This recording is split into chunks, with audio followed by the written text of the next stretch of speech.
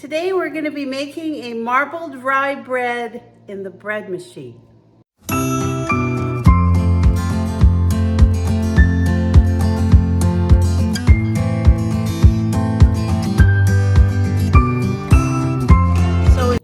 We're going to start off with 1 1/3 cups of lukewarm water. I'm just going to pour that right in. Then we're going to put in 1 1/2 tablespoons of grapeseed oil. Then we're going to add 1 tablespoon of packed brown sugar. Then we're going to add 2 teaspoons of salt, and I've also got some caraway seeds, approximately a tablespoon of caraway seeds. Then we're going to be adding 3 cups of bread flour. And to that we're going to be adding 1 cup of a dark rye flour. This is going to be so delicious. And then we're going to make a little well right in the middle. And we're going to add some yeast. We're going to be adding 2 teaspoons. Now a packet is 2 1/2 teaspoons, so I'm actually going to measure this, and then I'll use the other 1/2 teaspoon for my next batch. So this is going to be the regular rye bread, and then we're also going to do another bread maker, which is going to have our dark marbled part of the rye. There you go. All right, so we're just going to set that aside because I want to put them together at the same time. And then we're going to get started on our dark rye. So the first thing we're going to do, this is going to be for our pumpernickel bread. This is going to be about a 1 1/4 cups of lukewarm water. To that you're going to be adding 2 1/2 tablespoons of grapeseed oil. Then we're going to be adding some molasses, and this I'm going to measure. I want to put in 90 grams of molasses. So to that we added 2 tablespoons of molasses, and then we're going to be adding some bread flour. And again, I'm going to measure this because I want to make sure that I have the right amount. So to this we're going to be adding 206 grams of high gluten bread flour. And then to that, we're also going to be adding some whole wheat flour. I want 141 grams of whole wheat flour. I just added 120 grams of rye flour. So we're going to put in 2 tablespoons of honey, just like so. I love honey. Thank you, bees. Now we're going to put in 2 1/2 tablespoons of cocoa. And my secret ingredient, we're going to put in a tablespoon of ground coffee beans.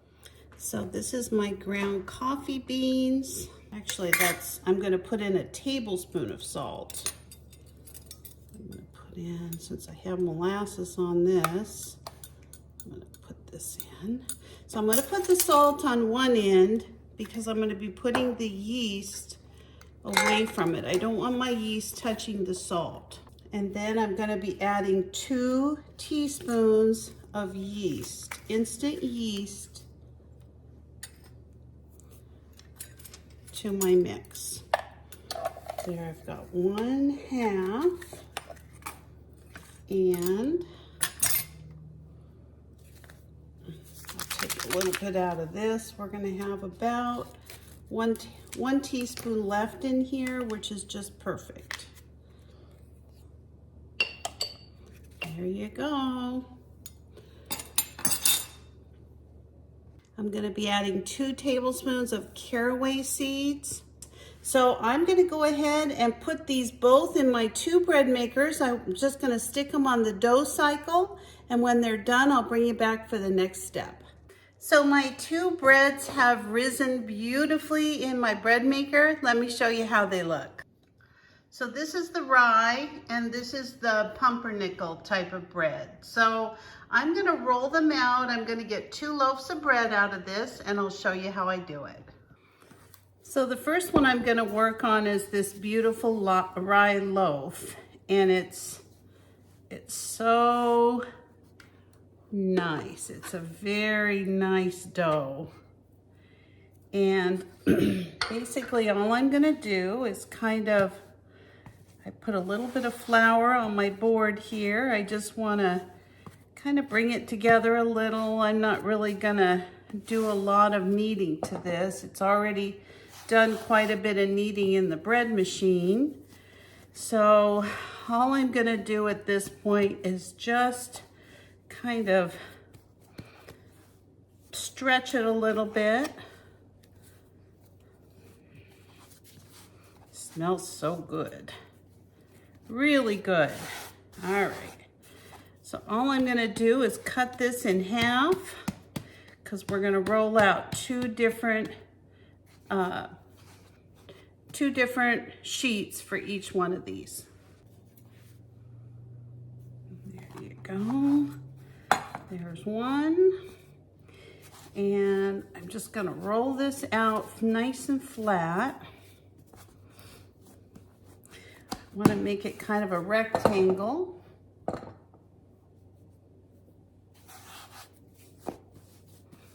And I usually just kind of use my fingers at first. Just like so. And then I'll start rolling it into a rectangle.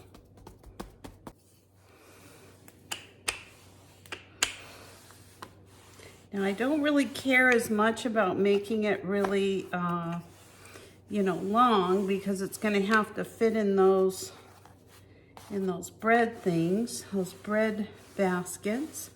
But I do want to have a nice rectangle shape, the best I can. Just like so. You can use your hands, use your rolling pin, I mean, whatever works.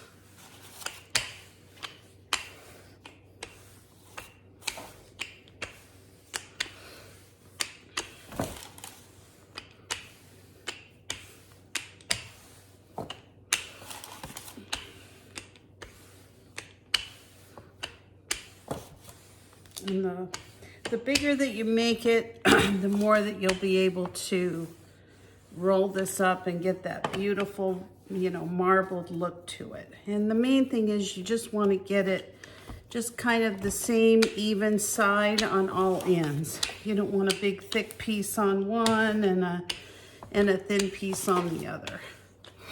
All right, so here's this one. I'm just gonna put it to the side here because I'm gonna do the same thing to my brown pumpernickel.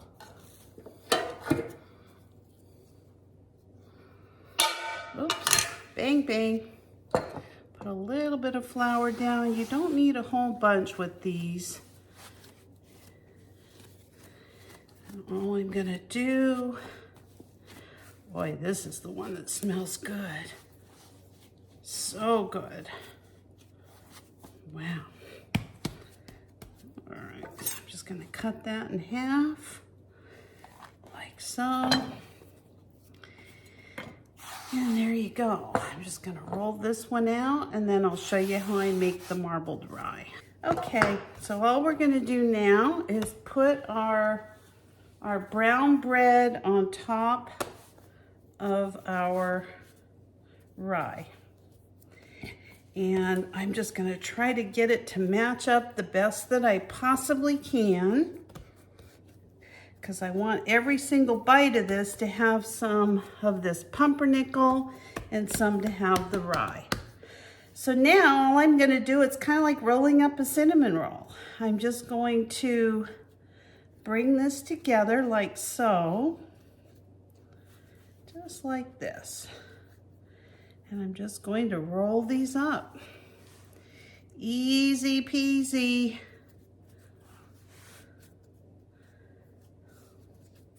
Just like a cinnamon roll. Kind of stretch the corners a little so they line up and you have this yummy mixture on each one of these. I'm just gonna pinch the bottom part. You don't have to do much here because it is really going to kind of hold together once you put it in the pan anyway. So here's my pan. All I've done is put a little bit of parchment paper. You can put cornmeal down if you like. I'm not going to. I'm going to leave it just like it is. And put it right in its little container here. Just like that. All right, one down. Kind of tuck it in a little bit. Make sure that all of it's got a little bit of this parchment paper so it doesn't burn, just like so. We're gonna set it aside and we're gonna work on the other one.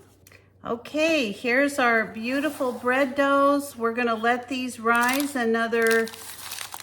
probably another 30 to 45 minutes. I'm gonna just heat up my oven for about 2 minutes. I'm just basically gonna turn it on and then turn it off, and then I'll keep checking it. I'll probably cover it with a damp towel, and then as soon as this is risen, we'll move on to baking it. So my doughs have risen. They've doubled in size, and let me show you how. So you can see they're so big, this one to the right is actually bursting at the seams, which is fine. It's gonna be really delicious. So all I'm gonna do is just put on a real quick egg wash. I like the look of an egg wash. I like it, the way that it kind of cleans up the bread or pie or whatever it is that I'm cooking with a nice kind of a glossy brown look. So I'm just gonna put this right over my bread. This is gonna be so beautiful and so delicious. I just love Marble Rye.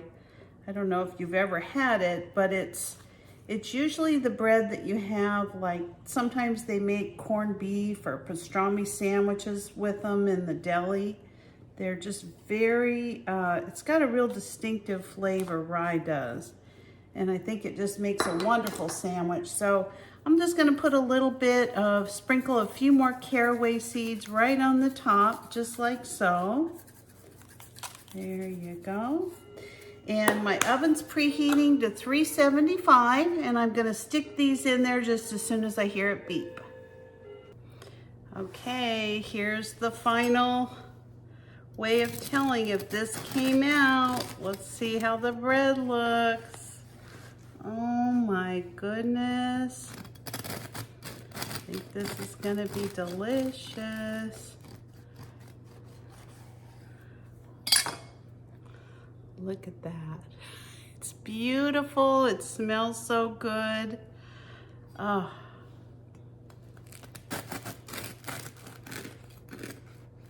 It's still a little bit hot. I'm gonna wait to cut the rest of it, but I can't wait to eat my sandwich. So there you go. Oh.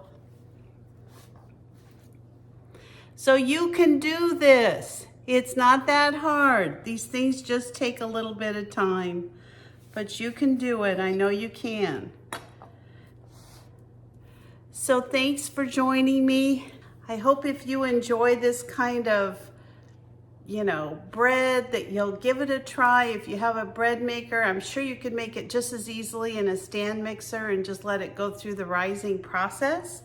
But I'm gonna go ahead and serve this up in a sandwich. So if you'd like to watch that video next, you can go ahead and click the link at the end of the video and watch how I make it into this delicious chicken salad sandwich. So thanks again, and I'll see you next time. Bye-bye.